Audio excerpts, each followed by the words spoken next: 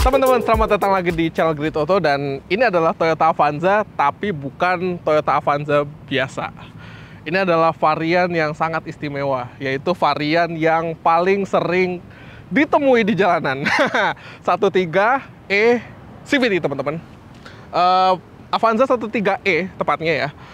Dia itu kalau di jalanan tuh sering kelihatan dalam berbagai bentuk, dalam berbagai tampilan ya. Ada yang pakai stiker, ada yang pakai livery ya, ada yang pakai perusahaan, ada yang pakai pribadi. Pokoknya ini jadi mobil yang sejuta umat kelihatan di jalanan.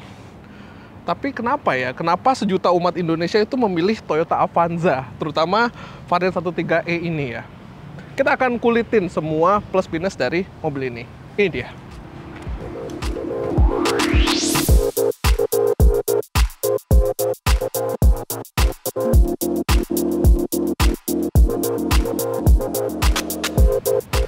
Plus pertama, ini Toyota Avanza 13E itu boleh tampilnya simple, tapi dari harga itu jadi yang paling murah. Ini saya bawa contekan sedikit ya.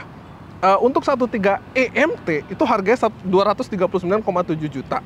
Sementara untuk yang varian ini 254,2 juta. Jadi teman-teman dengan harga 250 juta udah dapat mobil MPV 7-seater yang menurut saya ya salah satu yang cukup nyaman. Di harga itu teman-teman masih bisa dapat Suzuki R3, tapi varian termurah GA-MT dengan harga 233 jutaan. Di varian yang GL atau GL-AT ya, GL-MT, GL-AT itu udah harganya udah lebih tinggi dari dia nih. Ini 250 juta, di GL-MT itu udah deket-deket dia, di GL-AT malah lebih dari dia.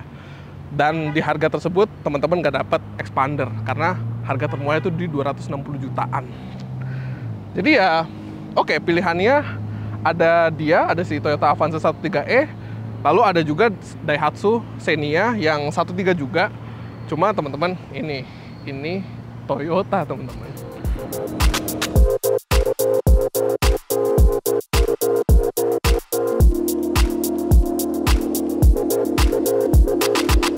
Selanjutnya di nomor 2 saya udah sebut Toyota, dan Toyota adalah brand yang di Indonesia itu presensinya sangat besar.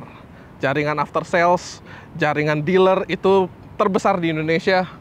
Dan untuk teman-teman yang punya Toyota Avanza itu bisa langsung aja datang ke dealer terdekat ya, atau bengkel resmi terdekat untuk melakukan servis atau mau cari spare part itu juga gampang.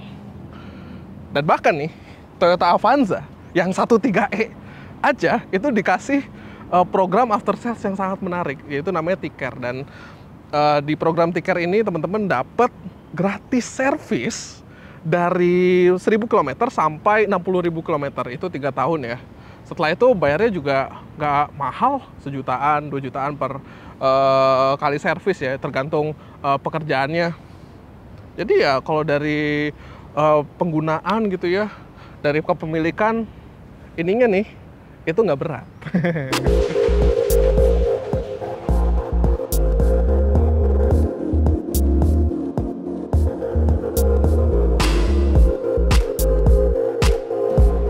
Plus ketiga, durabilitas dari Toyota Avanza ini nggak perlu diragukan ya. Apalagi untuk mobil ini spesial nih.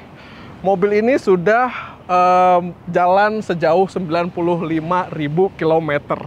95.000 km kalau misalnya kita konversi ke keliling bumi ya, itu udah 2 kali keliling bumi ditambah 15.000 km. Kalau ngelihat dari kaki-kakinya ini masih strong semuanya, masih belum ada permasalahan yang berarti ya, belum geluduk-geluduk gitu. Sama kalau ngelihat ke bawah mesinnya itu masih kering, teman-teman. Jadi belum ada rembesan oli gitu ya. Jadi kalau dari segi durabilitas ini bahkan dengan kilometer tinggi aja itu masih bisa diandelin. Tapi dengan syarat servisnya itu harus teratur, harus rutin. Gitu.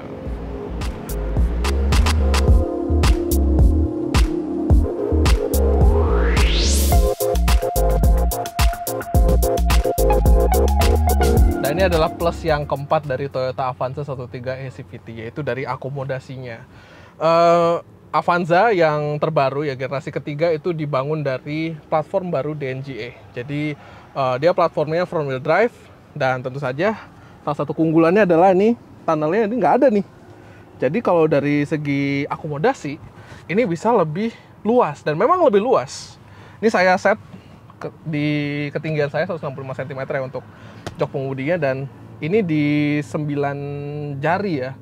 Tapi ini saya majuin nih, hampir paling maju ya. Nggak paling maju banget sih, cuma segini ya. Yang penting manusiawi. Paling majunya 7 jari.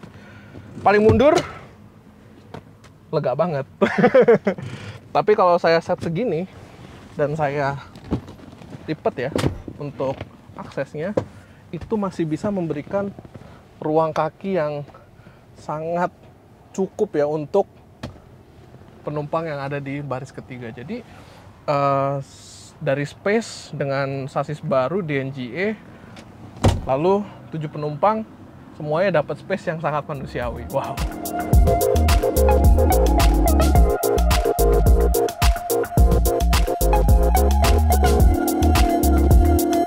Oke, sekarang kita dibalik kemudi mobil sejuta umat ini, dan ini langsung kelihatan dan kerasa plus selanjutnya, yaitu bantingan suspensi yang relatif lebih lembut daripada sebelumnya.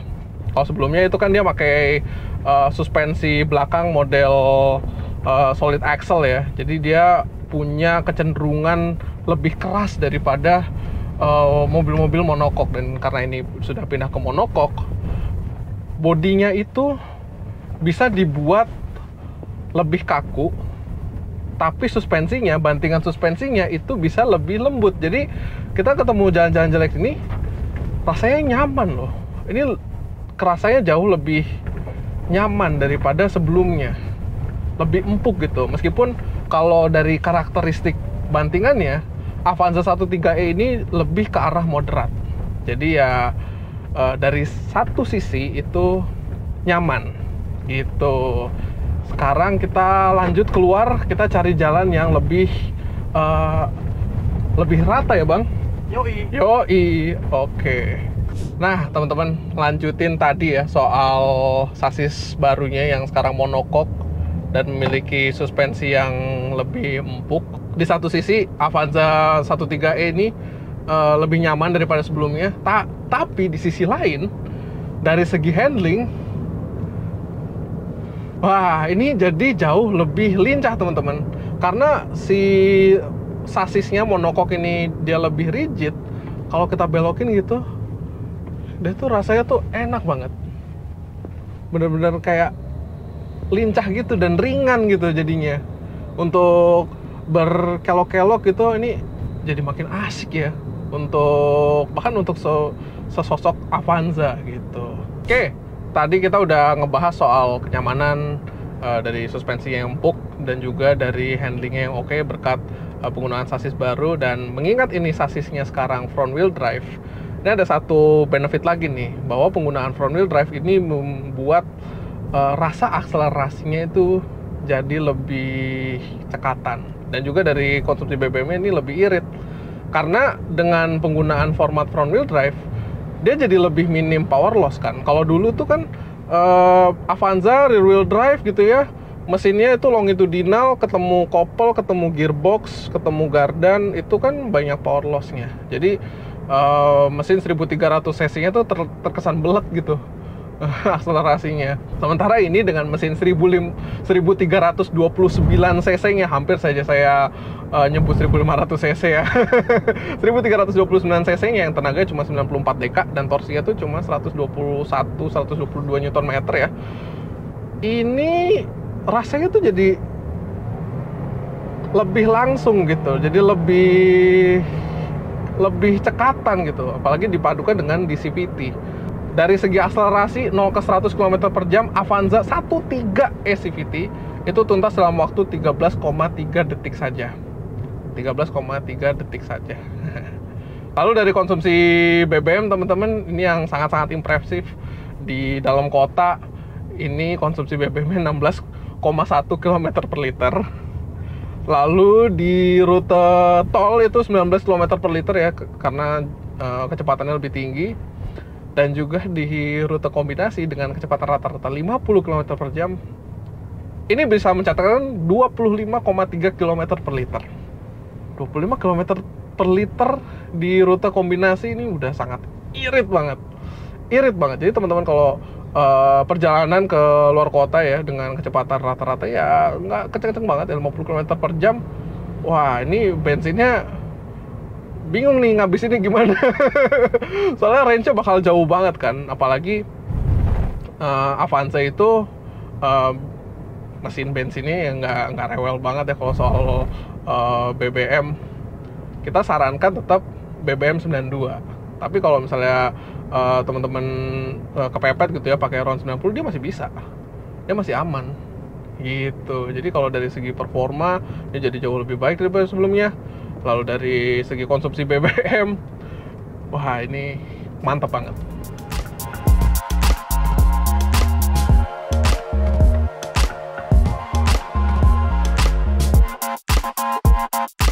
Dan dibalik semua kelebihan dari mobil sejuta umat ini adalah kekurangannya. Yang pertama adalah build quality. Plastik keras. Ini sebenarnya udah ditutup dengan jok cover ya ini ya, tapi dibaliknya itu adalah jok fabric biasa. Ini kalau dari segi dari segi kualitas ini bahkan sudah disorot oleh media negara tetangga ya, yang bilang quality kereta macam ini masuk Malaysia confirm kena kutu. Jadi ya kalau dari build quality oke lah, biasa aja. Tapi ya di luar dari itu, plusnya durability-nya ini oke. Balik lagi build quality-nya.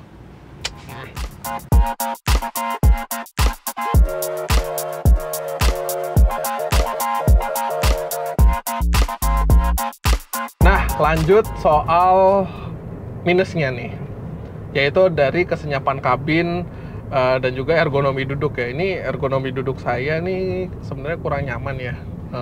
Untuk mobil MPV gitu kan biasanya orang pada carinya nyaman aja gitu kan. Tapi kalau di Avanza 13E ini ada beberapa kekurangan.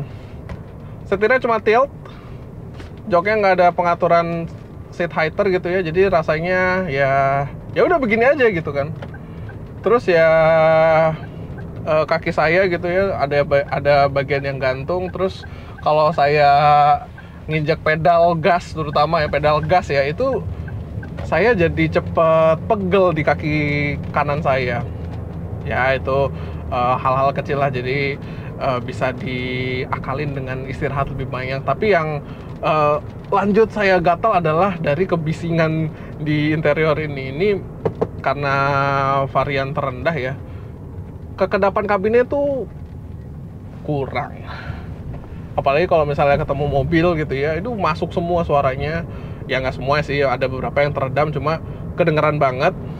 Pun juga dari road noise, dari suara hujan sekarang ini, di luar hujan ya, ini juga kedengeran. Di dB meter kita catat 68,5 dB di kecepatan 60 km per jam ya catatannya. Jadi ya kalau dari kebisingan gitu ya, kalau dari ergonomi ya kurang Avanza itu.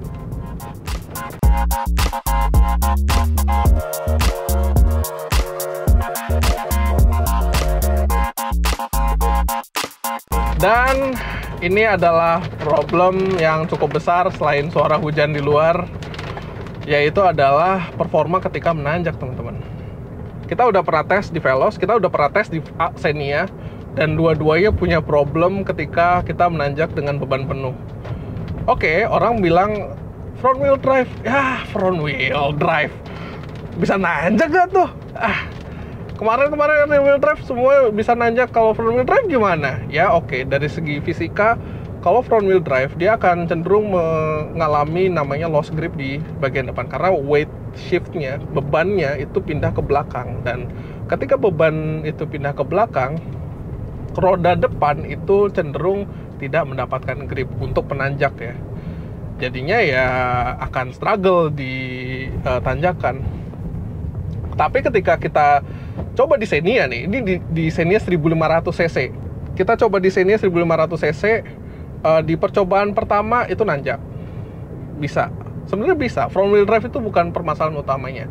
Permasalahan utama di Avcen dan Veloz itu adalah ketika kita melakukan pengetesan itu berulang kali. Jadi kalau misalnya kita ketemu tanjakan berulang-ulang gitu ya, berentet gitu, dia akan cepet KO. Suspeknya waktu itu kita ngetes lebih dalam ya. Suspeknya itu karena cooling dalam engine bay-nya itu udah mulai KO ya. Jadi di mesinnya itu panas, akhirnya powernya tuh nggak dapet semua.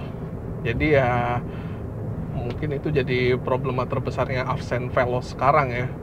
Dari segi mungkin dari segi cooling, tapi coolingnya nggak kurang. Cuma adalah dari engine bay-nya mungkin ya, dari desain engine bay-nya yang terlalu banyak cavity. Terus jadi cepat panas, akhirnya powernya jadi kurang untuk nanjak. Mungkin itu sih, mungkin itu.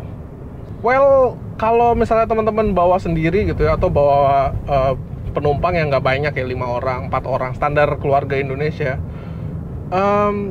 dia naik pasti, dia bisa naik. Tapi kalau misalnya teman-teman bawa 7 orang penumpang, terus barangnya banyak, berat atau full beban lah ya, ini bisa struggle dikit lah untuk nanjak.